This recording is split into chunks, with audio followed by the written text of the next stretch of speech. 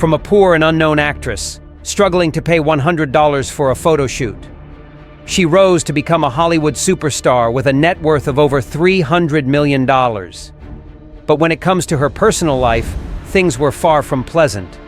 Why did her mother point a gun at her head when she was just 11 years old? And what truly made Brad Pitt leave her for Angelina? In this video, we explore her crazy sex life by delving into her exploits with the men in her life. Let's get started.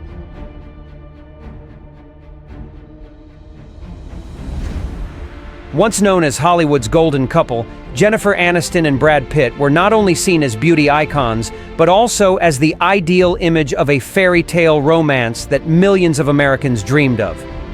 They met in the late 1990s when both were at the peak of their careers. Their wedding in 2000 was considered one of the most memorable events of the decade, and from that moment, people believed Jennifer had found her final destination in life. But behind those radiant smiles in front of the cameras, darker realities began to emerge. When the press started pressing her about having children, Jennifer always avoided the topic or gave vague answers. Meanwhile, Brad Pitt seemed to long for a big family. Rumors started to spread. Is she too obsessed with fame? Does Jennifer not want to be a mother?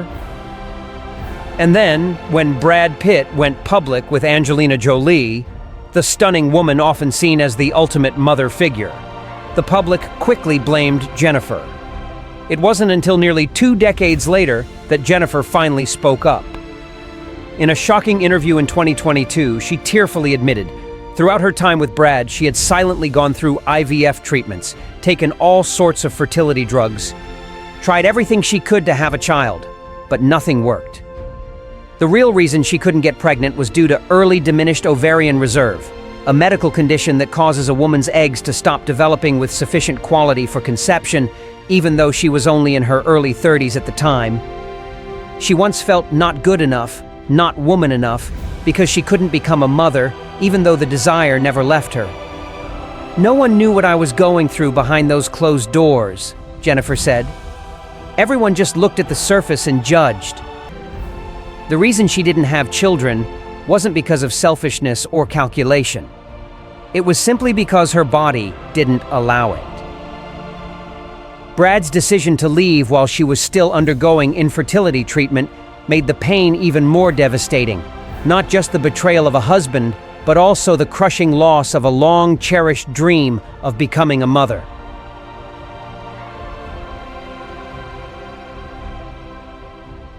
After the shock of the infamous affair, Jennifer Aniston found herself publicly betrayed, under the watchful eyes of millions. It wasn't just the loss of a marriage. She became a target for media entertainment, compared, criticized, and labeled as the woman who got left behind. But Jennifer didn't fall apart. She stayed silent, disappeared for a while, and came back the only way she knew how: by working. She kept acting, took on new television projects, and starred in films like The Breakup, Marley and Me, and most notably, The Morning Show. Instead of clapping back with drama or revenge, Jennifer chose to live better, stronger. As she once said, "I've learned that pain is part of the journey, but it doesn't define who I am." After Brad Pitt, she had a few relationships, most notably with actor Vince Vaughn, and later Justin Theroux, whom she married in 2015 but divorced in 2017. It wasn't the fairy tale ending you'd expect from the movies, but for Jennifer, each chapter helped her understand herself better and love herself more. Today, Jennifer Aniston chooses to live single and free. She spends time on herself, with friends, practices meditation, yoga, cares for her dogs, and fully owns her life, no longer haunted by the old expectations of having to be married, having to have kids.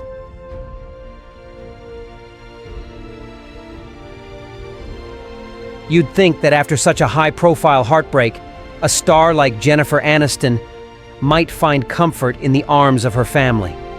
But for her, family was never truly a safe haven. Behind the spotlight and all the successful roles, Jennifer returned home to a childhood filled with wounds, most of which the public knew nothing about. Her father, veteran actor John Aniston, walked out on her and her mother when Jennifer was just 9 years old. That abandonment didn't just leave deep emotional scars. It planted a lasting belief in her that she wasn't good enough, a feeling she carried for years. Worse still, her relationship with her mother, Nancy Dow, was far from smooth. Nancy, a model and author, often criticized Jennifer's looks and personality. In her mother's eyes, she was not pretty enough, not well-behaved enough, and not deserving of the success she had. The constant comparisons, the pressure, and the casual yet cutting remarks created a rift so deep that the two didn't speak for nearly a decade. It reached the point where Jennifer didn't invite her mother to her wedding with Brad Pitt, a decision that shocked Hollywood at the time. In one interview, she admitted, "I've learned to forgive, Raoui, but I don't forget." The emotional wounds from her family made Jennifer stronger and more independent, but also more guarded when it came to the idea of family. It wasn't until Nancy's final years that Jennifer chose to mend their bond, even if it came late. Jennifer's family story is one of quiet pain, emotional distance, and lingering hurt. But from that experience, she gained a deep understanding of what emotional absence feels like. And perhaps that's what helps audiences connect so deeply with her. She lives on her own terms, needing no one's approval. And above all, she lives true to herself.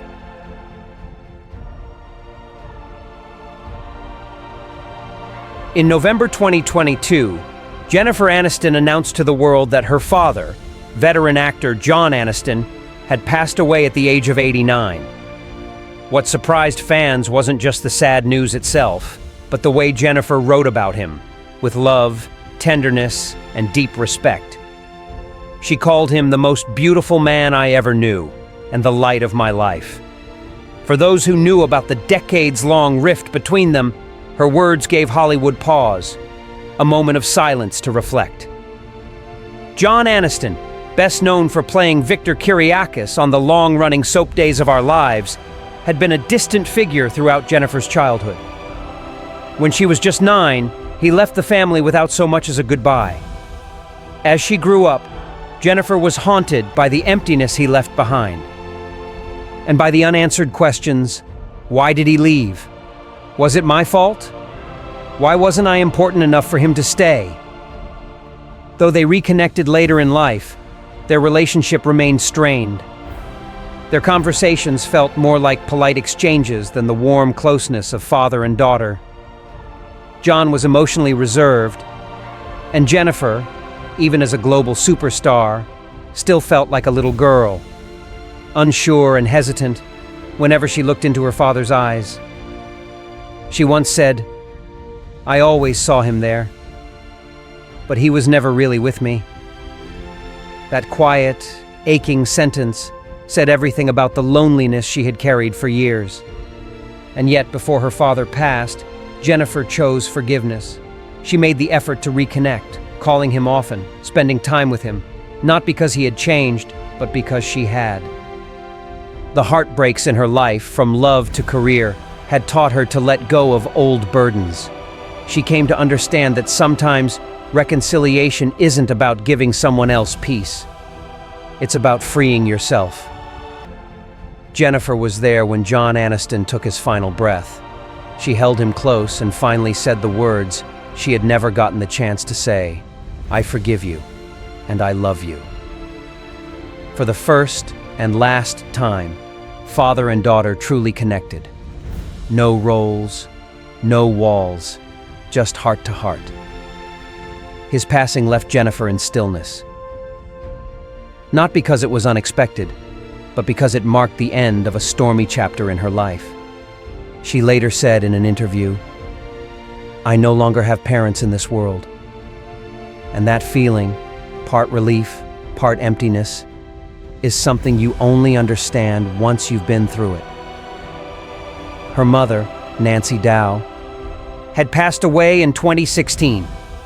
Now, Jennifer Aniston stood as the last remaining member of her original family. But rather than fall into grief, She quietly stepped out of the spotlight to live fully for herself. No longer trying to please her father, no longer seeking love from her mother. She chose instead to give that love to herself, in the way she had always longed to receive it.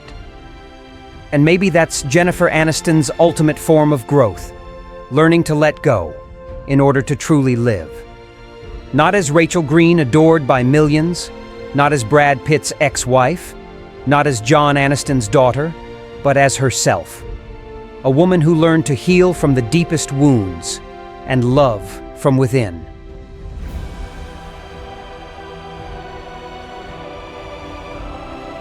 Jennifer Aniston has never been the flawless woman from romantic comedies. She isn't the princess protected from heartbreak, nor the superhuman heroine who walks through storms without a scratch. She is a real woman, one who has loved fiercely, hurt deeply, stayed silent because she was wounded, collapsed under pressure, and then rose again with quiet pride. From her high-profile romance with Brad Pitt to their bitter breakup, from years of being attacked by the media and the public for not having children, to the moment she revealed her struggle with diminished ovarian reserve, Jennifer Aniston chose to face it all. She didn't fight back with hateful words. She didn't use tears to gain sympathy. She simply kept working, quietly proving that resilience is what makes a woman truly beautiful. She once said, "I don't define myself by what I lack." And she meant it. No children, no perfect home, no parents by her side, yet she kept living, kept shining, and kept making the world look up at her. Behind the glamorous career is a complicated inner world. A woman scarred by childhood wounds, longing for her parents' affection, and constantly battling society's expectations of what a woman should be. And even though life hasn't always been gentle with her, Jennifer has found a way to be gentle with herself.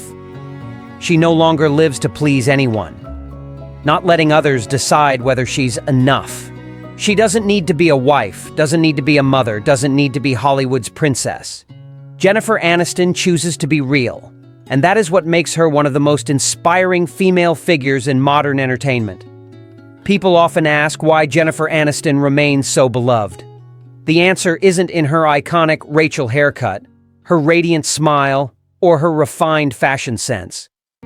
The answer lies in this. She is a woman who dares to be genuine, who dares to stay silent, who dares to face pain without losing herself.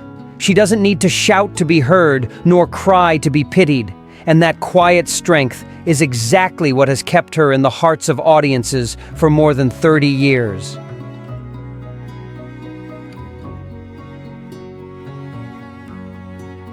In 1988, she had a small, uncredited role in the sci-fi film Mac and Me.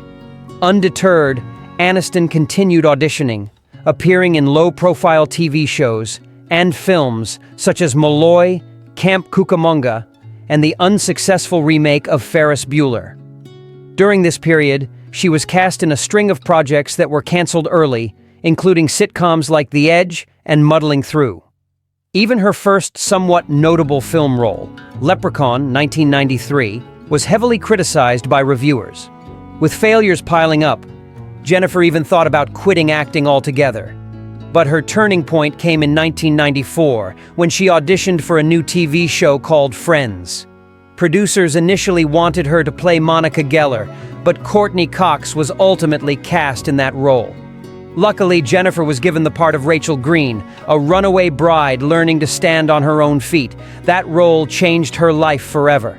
Friends quickly became a global cultural phenomenon, and Jennifer Aniston shot to A-list fame. Rachel Green, especially the iconic The Rachel haircut, became a worldwide trend copied by women everywhere. In the final 2 seasons, she earned up to $1 million per episode, a record-breaking salary for a TV actor at the time. Jennifer received 5 Emmy nominations for her role as Rachel, and won the award for Outstanding Lead Actress in a Comedy Series. According to the Guinness World Records, she is among the highest-paid female TV actors of all time. Alongside her TV success, Aniston began branching into film. She appeared in movies like The Object of My Affection, 1998, The Good Girl, 2002, and earned widespread attention in Bruce Almighty, 2003, starring opposite Jim Carrey. The film grossed over $484 million worldwide, firmly cementing her status in Hollywood. Jennifer continued to thrive with roles in Along Came Polly, 2004, The Breakup, 2006, and especially Marley and Me, 2008, the romantic comedy that set a Christmas Day box office record. In 2009, she appeared in He's Just Not That Into You, which opened at number 1 with more than $27 million in its first weekend. Despite mixed critical reviews, Jennifer's performance was widely praised. Outside of acting, Jennifer also directed the short film Room 10, showing her ambition to expand her creative reach in the entertainment world. She has appeared in multiple music videos and major commercials, from Tom Petty to Microsoft. Today, in her 50s, Jennifer Aniston no longer chases fame. She doesn't need to prove anything anymore. She chooses to live for herself, for inner peace, and for a life that's quieter yet deeply meaningful. She wakes up early, practices yoga, takes care of her well-being, and spends time with her real friends. The kind of life many people dream of, but never dare to live. If you find her journey inspiring and want to explore more honest, behind-the-scenes stories of iconic public figures, make sure to hit subscribe, because behind every smile in front of the camera lies an untold story, and we're here to help you discover them in the deepest way possible.